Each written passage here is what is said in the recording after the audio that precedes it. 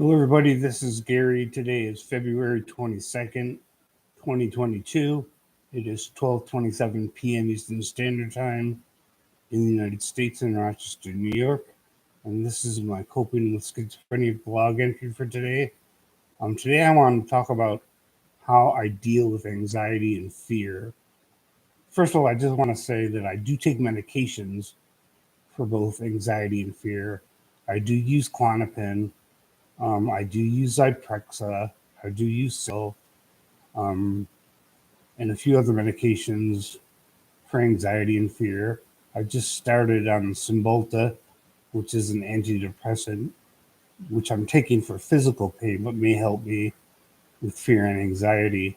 I would never tell anyone to go off their meds or replace their meds with something else. The doctor tells you to take something, then you take it.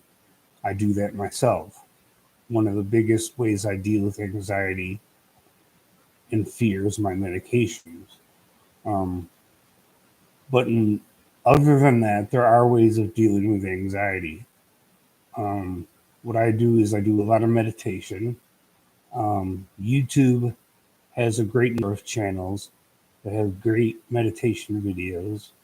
I meditate once in the morning for about an hour and once in the evening from 1 to 2 hours before I go to sleep. Um, for me, anxiety often leads to insomnia. Fear often leads to insomnia. So meditation helps me control both the fear and the anxiety. There are all kinds of different meditations on YouTube. You could do visualization, you could do out of body experience if you believe in that sort of thing.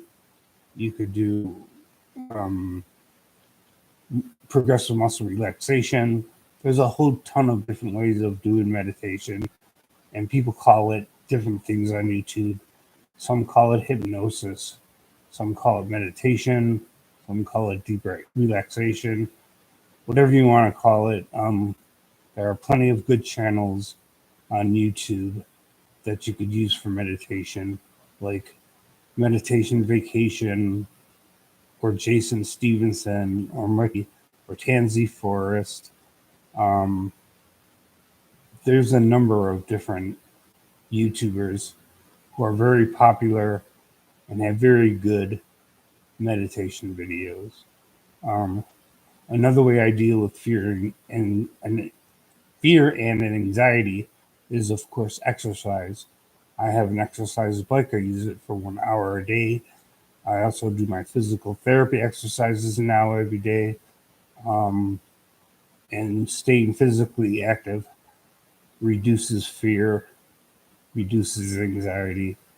Another thing I use to reduce fear and anxiety is listening to music, whatever kind of music you enjoy. It almost doesn't really matter what kind of music you listen to, as long as you enjoy it. Um, another way I have to wait. Another thing I do to deal with fears is to actually put myself in the situation that I'm afraid of.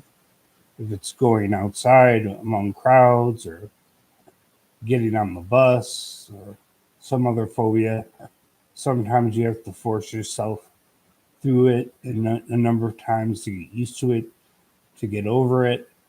And it's very uncomfortable to do it that way, but sometimes that's the only way to deal with a fear or a phobia. Um, I don't always like going outside of my apartment, but like everybody else, I have things that I have to do. I have to go to the supermarket. I have to eat. I have to talk to other people. I have to see my therapist. I have to go to my doctor's appointments. And if I have phobia about any of those things, I still have to do them. So I force myself through it, and eventually I get over whatever phobia or fear it is that I have. Um, those are just some of the ways I deal with fear and anxiety. Um, Medication is important, um, but it's not the only way to deal with fear and anxiety about anything. One of the problems I have about fear and anxiety, it often leads to insomnia, and that's again where the meditation comes in. Now, I do take 600 milligrams of Seroquel every night. That's a lot of Seroquel. It's actually quite a bit of Seroquel.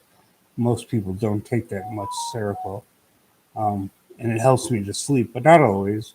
And that's why I do the meditation before I go to sleep, because it helps me sleep. But those are just some friendly suggestions, and that's all for now.